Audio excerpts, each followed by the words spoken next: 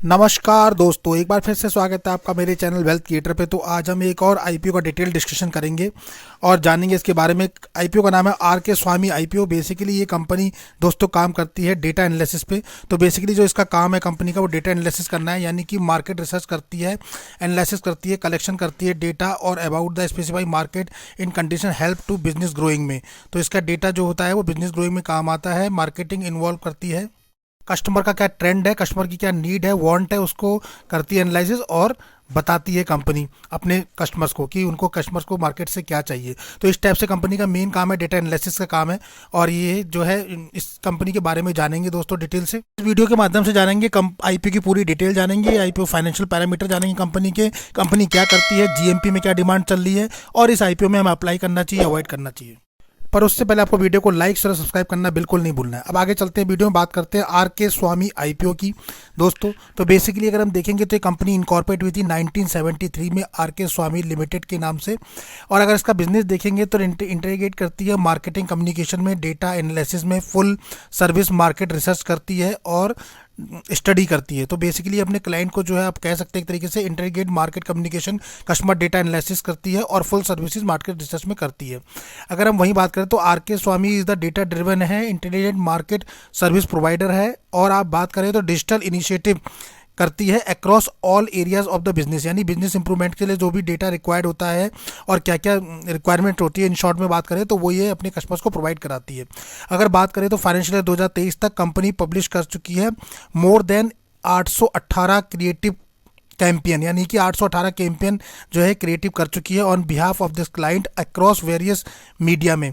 उसके अलावा अगर बात करें तो also process more than 97.69 terabyte of the data and conducting over 2.37 million consumer interviews in the form of the qualitative and telephonic surveys. तो ये सब ये कर चुकी है अपने कस्टमर के लिए, यानी काफ़ी ब्रॉड लेवल पे काम कर चुकी है। अगर बात करें वहीं बात करें तो द कंपनी न्यूमिक क्लाइंट्स, अगर हम इसके क्लाइंट एरिया की बात करें तो आपको दिखाई देंगे क्लाइंट में आदित्य बिरला, सन लाइफ, एएमसी। उसके अलावा दिखाई देगी आपको, देखिए डॉक्टर रेड्डी जो लैब है वो उसके क्लाइंट दिखाई देंगे। उसके आगे दिखाई देंगे पैलेट इंडिया लिमिटेड करके है क्लाइंट, वो आपको नज़र आएंगे।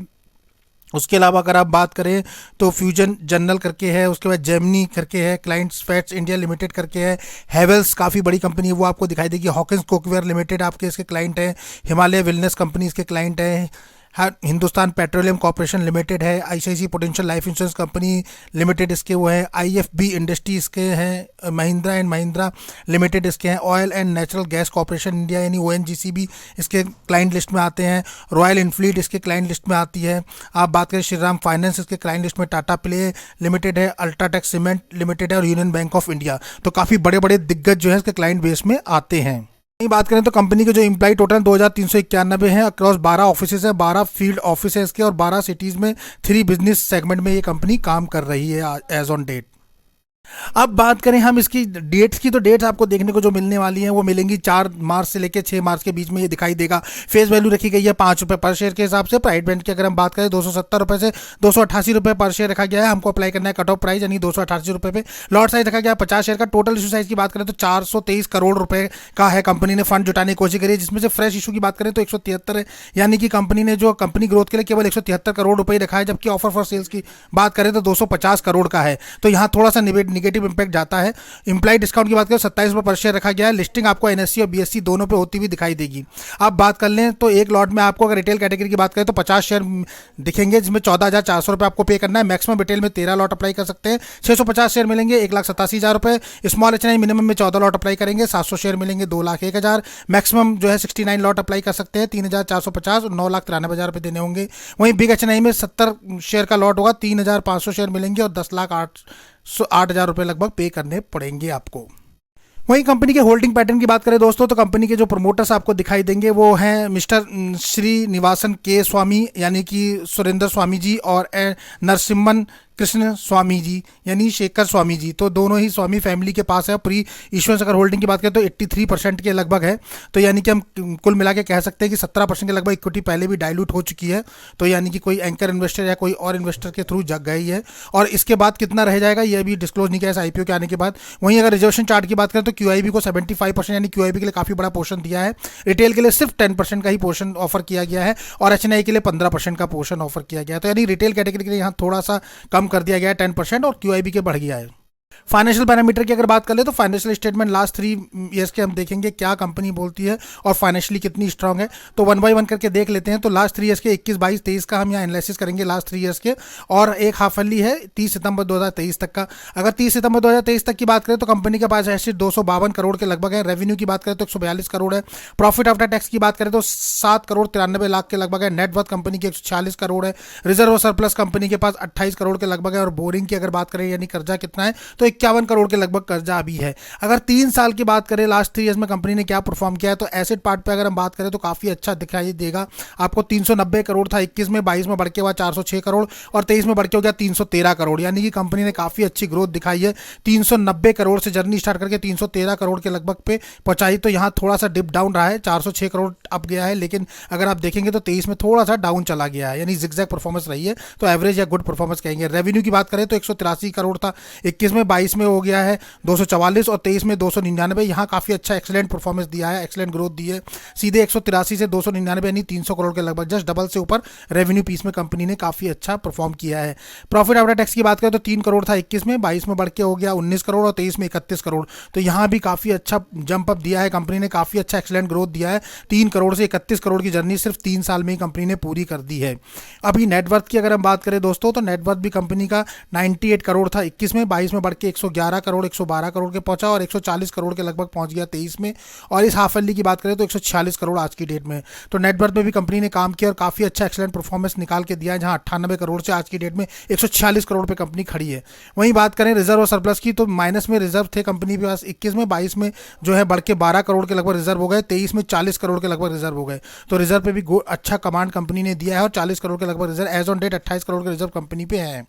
टोटल बोरिंग्स की बात करें यानी कर्जे की तो उधारी कंपनी में 45 करोड़ की थी 21 में, 22 में घटा दी कंपनी ने और 28 करोड़ पे लिया है। ये काफ़ी अच्छा था, लेकिन फिर से कंसर्न रेज हो गया और दोबारा से देखिए मार्च में भी काफ़ी अच्छा रेस किया इन्होंने। 2023 तक 4 करोड़ पे लाए, लेकिन कंसर्न रेज हुआ। अभी जब हाफ ईयरली में देखेंगे तो 51 करोड़ पे बोर्डिंग चली गई, यानी कि 2021 पे जो कर्जा था कंपनी का 45 करोड़ वो आज की डेट में 50-51 करोड़ पहुंच गया है। तो ये कंसर्न बनता है जहां कंपनी का उधारी काफ़ी बढ़ गई है, जबकि लास्ट 2 साल में कंपनी ने काफ़ी अच्छा कंट्रोल किया था। तो ये एक बड़ा नेगेटिव पॉइंट बनता है जहां कंपनी पे डेप्थ जो है ज़्यादा चल रहा है। बाकी ओवरऑल परफॉर्मेंस कही जाए कंपनी की तो बहुत एक्सीलेंट नहीं है, पर एवरेज परफॉर्मेंस हम कह सकते हैं या गुड फाइनेंशियल कह सकते हैं, बिकॉज यहाँ कंपनी रेवेन्यू पार्ट पे, प्रॉफिट आफ्टर टैक्स और नेट वर्थ पे काफ़ी अच्छा कंट्रोल किया है, जबकि एसेट पे कंपनी ने और डेप्थ पे काम ज़्यादा नहीं हो पाया। मार्केट कैपिटलाइजेशन की बात करें तो 1453 करोड़ के लगभग का मार्केट कैपिटलाइजेशन है। आरओई 16% है, आप ठीक ठाक कह सकते हैं, पर ROC return of capital employed 6% है, यानी वेरी लो है, मतलब कि 15 से नीचे जो है लो कैटेगरी में आता है। डेप्ट इक्विटी 1.5 है, 1 से ऊपर है, यानी ये भी रेड कंशन में आता है। आरओएनडब्ल्यू रिटर्न ऑफ नेटवर्थ की बात करें वो भी 5.41 है, ये भी लो है, जबकि ये 13 से ऊपर होना चाहिए। तो यहाँ देखेंगे तो जो है एवरेज परफॉर्मेंस निकल के आ रही है, बहुत एक्सीलेंट परफॉर्मेंस नहीं कह सकते, कंपनी का फंडामेंटल बहुत ही स्ट्रांग नहीं दिखाई दे रहे हैं जहाँ तक हमें देख रहे हैं।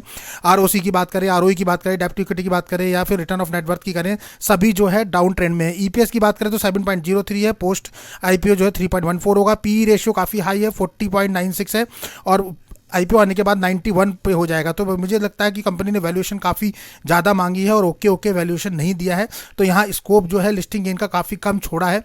फिर भी देखते हैं कि मार्केट में क्या डिमांड बनेगी, पर अगर कंपनी को चाहिए था तो वैल्यूएशन हायर साइड में नहीं देना चाहिए था, तो यहाँ वैल्यूएशन मुझे हायर साइड में लगती है, ऐसा मेरा मानना है। बात करते हैं ऑब्जेक्टिव ऑफ इशू की, तो कंपनी क्यों इस आईपीओ को लेकर आई है दोस्तों। तो पहला है फंडिंग वर्किंग कैपिटल रिक्वायरमेंट है कंपनी को, दूसरा है फंडिंग वर्किंग कैपिटल रिक्वायरमेंट है कंपनी को अपने न्यू सेटअप करना है, डिजिटल वीडियो कंटेंट और स्टूडियो से सेटअप करना है, उसके लिए चाहिए।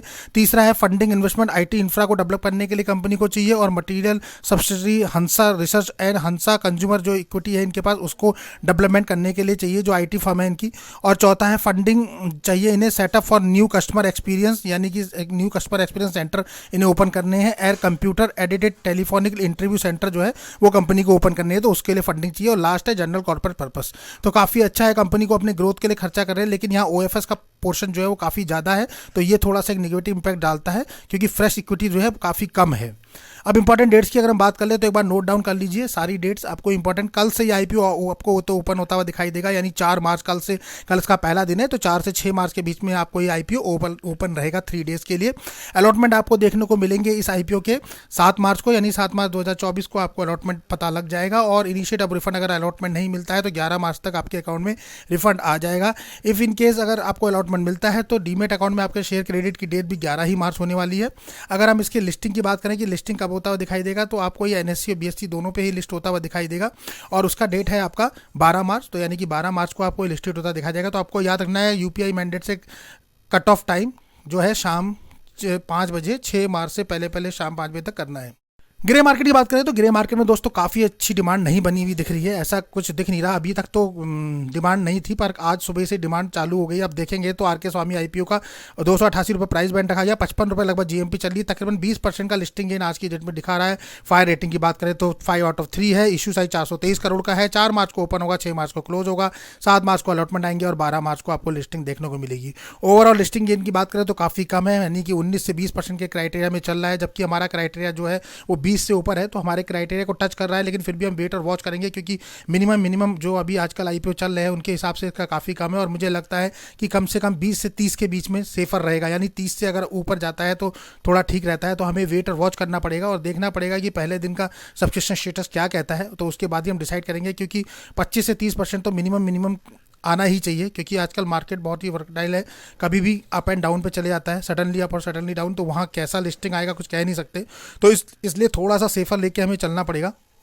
तो हमें देखना पड़ेगा अभी कि डे 1 का स्टेटस क्या रहता है और डे 1 का सब्सक्रिप्शन स्टेटस के बाद ही हम डिसाइड करेंगे कि हमें अप्लाई करना है या अवॉइड करना है। तो आपने अपना क्या प्लान बनाया है आप बताइएगा कमेंट बॉक्स में कि आप इसे अप्लाई करने के मूड में हैं। पर यहाँ कोई भी आपको वीडियो में बाई और सेल का रिकमेंडेशन नहीं दिया जा रहा है, ये सिर्फ वीडियो नॉलेज पर्पज से बनाया गया है। यहाँ आपको अपना रिस्क और अपना एनालिसिस करके खुद अप्लाई करना है या अवॉइड करना है, ये आपका डिसीजन है। तो दोस्तों ये हमने अपडेट आपको दिया है, देखेंगे और अभी हमें सोचना है और फर्स्ट डे तक का हम वेट करेंगे कि जीएमपी मार्केट में क्या डिमांड बढ़ती है अभी, तो हम देखेंगे, उसके बाद ही हम अपना डिसीजन बता पाएंगे।